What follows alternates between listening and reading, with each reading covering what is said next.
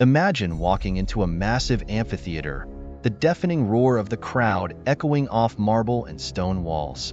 This isn't just any show. It's one of the greatest symbols of power and domination ever created by Rome, the Colosseum. Here, the grandeur of the empire wasn't limited to fierce gladiators, but also extended to exotic and wild creatures brought from the farthest corners of the known world. Tigers from Asia, elephants from Africa, and bears from the mountains of Germania all converged in this epicenter of blood and sand, not as mere attractions, but as living symbols of Rome's reach. These beasts weren't just deadly challenges for the gladiators. They were also tangible representations of Rome's conquest and dominance over distant and unknown lands. Every fight, every wild roar, every fall of a gladiator or beast resonated with a clear message. Rome had no limits, neither in its territory nor in its power. But what drove the greatest empire in the world to turn animals into spectacle instruments? And how did these games shape public perception of Rome's strength and invincibility? In this video, we'll dive deep into this brutal and fascinating world, uncovering the secrets behind the games that defined an era. Get ready to discover how the blood of gladiators and beasts cemented Rome's reputation as the most feared power of the ancient world. Imagine standing before the largest amphitheater ever built, its towering walls and intricate corridors capable of holding over 50,000 people.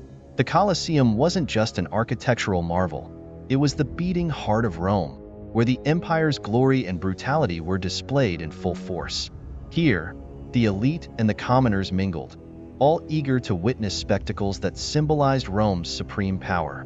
Every stone of the Colosseum was laid with a purpose: to celebrate military strength, territorial expansion, and the dominance of the Roman Empire. Within these walls, blood flowed as a testament to Rome's might. The games weren't just entertainment, they were a strategic display of imperial power. Rulers used these spectacles as a way to control the populace, offering them a show that both distracted and impressed. The Colosseum became a stage where the narrative of Roman invincibility was told in a visceral and unforgettable way. The grandeur of the Colosseum reflected Rome's ambition to be eternal, to leave an indelible mark on history. Each filled seat, each roar of the crowd served to reinforce the idea that Rome was invincible, and that its enemies, whether men or beasts, could not escape the fate that awaited them in the arena. It was a mix of fascination and terror, where death became a spectacle. The games themselves, with their precise and deadly choreography, were an expression of Roman military organization.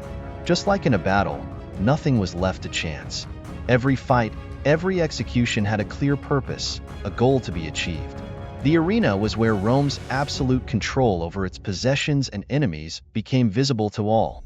In the end, the Colosseum represented not just Rome's physical power, but also its ability to manipulate public perception. It was a symbol of the complexity and cruelty of power, where violence became a tool to solidify Roman authority and influence across the empire.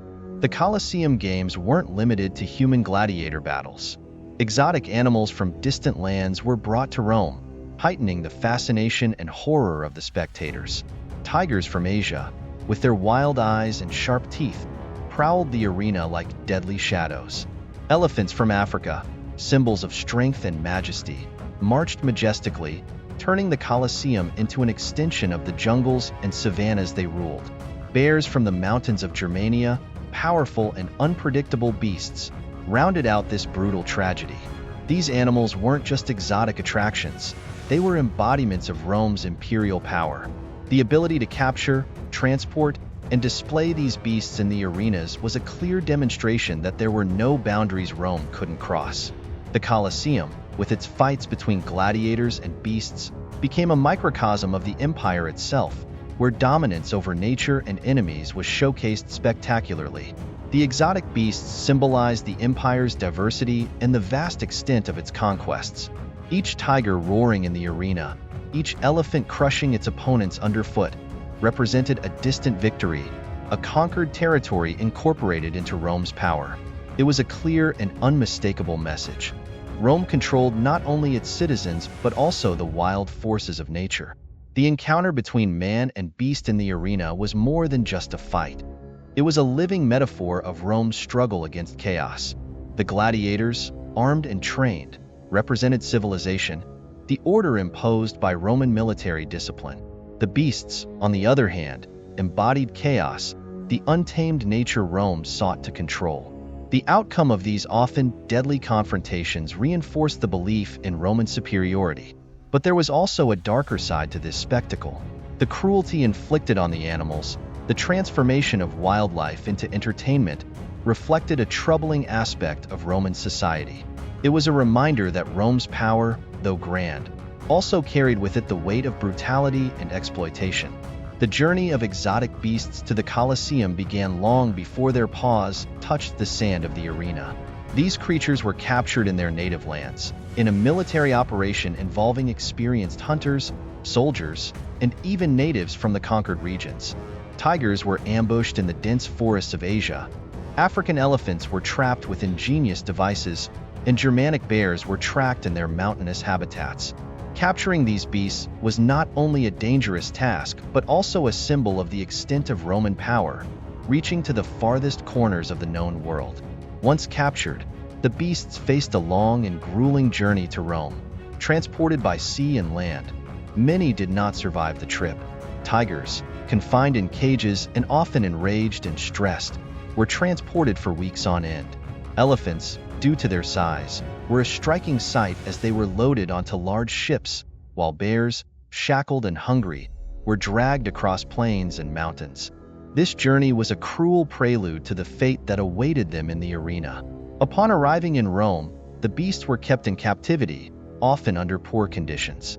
Fed and trained to act aggressively in the arena, these creatures were shaped for the sole purpose of entertaining the crowds. The beasts, once wild and free, now found themselves at the mercy of the empire's whims. Each roar, each movement within the cage, was a reminder of their lost freedom and the cruel fate that awaited them.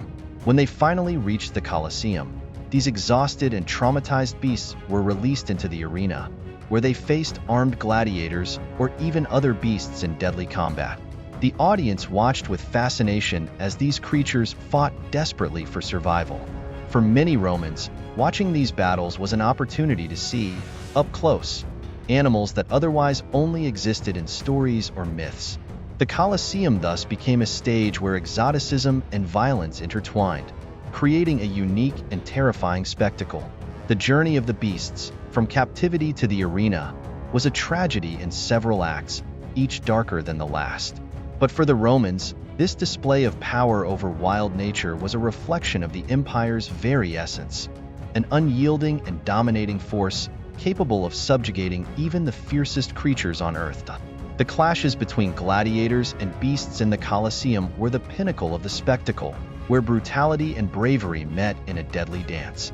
Gladiators, armed with spears, swords, and nets, faced off against agile and fierce tigers, colossal elephants, and untamed bears.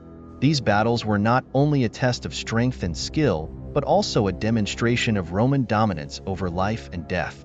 The arena became a battlefield where survival depended on every movement, every quick and precise decision. Tigers, with their agility and ferocity, were formidable adversaries. Their sharp claws and quick reflexes made them a constant threat to the gladiators, who had to use all their skills to avoid deadly attacks. Elephants, on the other hand, posed a different challenge. Their crushing strength and size made them nearly unbeatable opponents, capable of destroying everything in their path. Defeating an elephant required not only strength but also cunning and a well-calculated strategy. Bears, with their brute strength and unpredictable behavior, were adversaries that inspired fear. Gladiators trained to fight humans often found themselves at a disadvantage when facing the raw aggression of a beast fighting instinctively, without fear or hesitation. Confronting bears brought out the most primal and brutal side of the games, where the line between hunter and prey became dangerously thin. These fights were carefully orchestrated to maximize drama and suspense. Gladiators, often slaves or prisoners of war, fought not only for survival but also for a chance at freedom or, at the very least, a quick death. Every blow, every movement in the arena was a desperate struggle against impending death, while the beasts, pushed to their limits, fought with equal intensity for their lives. In the end, these battles were not just displays of brute force, but also spectacles of courage and endurance. For the spectators, watching a gladiator defeat a powerful beast was proof that, even in the face of the greatest challenges, human skill and willpower could prevail. The Colosseum thus became a stage where victory was celebrated, but death was never far away, always lurking around the next corner of the arena. The contest between gladiators and exotic beasts in the Colosseum were not just displays of power and violence, but also deeply psychological spectacles. For the spectators, watching these battles triggered a mix of fascination and terror, emotions that Rome skillfully exploited to reinforce its authority and social control. Fear was a powerful tool, and the Colosseum became the place where the empire could manipulate this feeling spectacularly. Seeing a gladiator face a tiger or an elephant confronted the audience with their own mortality and the untamable forces of nature. These fights embodied the chaos and savagery that Rome prided itself on dominating. For many spectators, the arena was a microcosm of the outside world, a place where fear was tamed and turned into entertainment. Watching a man challenge a beast was witnessing the constant struggle between order and chaos, civilization and barbarism. The Colosseum also served as a release valve for social and political tensions. The violence enacted in the arena offered the people a form of catharsis, a release from the fears and anxieties that permeated daily life in a vast and often unstable empire. The arena provided a sense of control, however illusory, over the forces that seemed to threaten the established order. Watching these combats allowed the audience to feel part of something greater, a community united by fear and admiration for Rome's ability to subdue even the most fearsome creatures. For Roman rulers, this use of fear was strategic. Keeping the population in a controlled state of fear helped consolidate imperial power. The games in the Colosseum, therefore, were more than mere entertainment. They were a form of psychological propaganda designed to instill respect and obedience to Roman power. Every roar of a beast, every cry of a wounded gladiator, resonated not just in the ears but in the minds of the spectators, constantly reminding them of life's fragility and the overwhelming power of the empire. However, this manipulation of fear also came at a cost. Constant exposure to brutal violence and death began to desensitize the public, creating a society where cruelty became commonplace and empathy scarce. The Colosseum, thus, not only shaped perceptions of Roman power, but also transformed the very psychology of its people, in a process where fear was both a weapon and a consequence. The use of exotic animals in Roman arenas was a clear statement of the empire's reach and power. Each tiger, elephant, or bear that fought in the Colosseum was a living emblem of Roman conquests, a symbol of the vast territory under Rome's control. By bringing these creatures from such distant lands, the Romans showcased their ability to control and subjugate the natural world for their own purposes, reinforcing the idea of an invincible Rome. Tigers, captured from the forests of Asia, represented the eastern extent of the empire, where Rome encountered powerful and distant cultures and kingdoms. Elephants, symbols of majesty and strength, brought to mind the vast African savannas, where Rome had established itself as a dominant power. Bears, from the cold Germanic mountains, reminded the Romans of the battles fought on the empire's borders, where untamed and wild nature constantly challenged Roman expansion. Each fight between a gladiator and one of these beasts was a representation of Rome's ongoing struggle to maintain control over these vast and diverse territories. When a gladiator defeated one of these creatures, it was as if Rome was reaffirming its dominance over these distant lands, turning individual victory into a symbol of the empire's collective power. The arena thus became a stage where Rome's military and political achievements were enacted and celebrated before the people. But these battles also served to remind Romans of the cost and fragility of their empire. Although Rome appeared invincible, the fact that these animals had to be captured and brought from so far away underscored the vastness of the territory Rome sought to control and the challenges inherent in that task.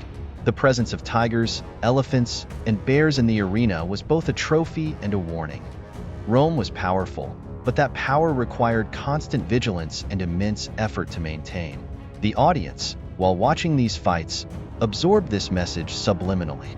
The presence of exotic animals in the Colosseum was a visual demonstration of Rome's reach, but also a reminder that this reach was always at risk, constantly challenged by the forces of nature and the cultures Rome tried to dominate. In the end, these spectacles reinforced the image of an invincible Rome, but also highlighted the ongoing tension and struggle that this invincibility required.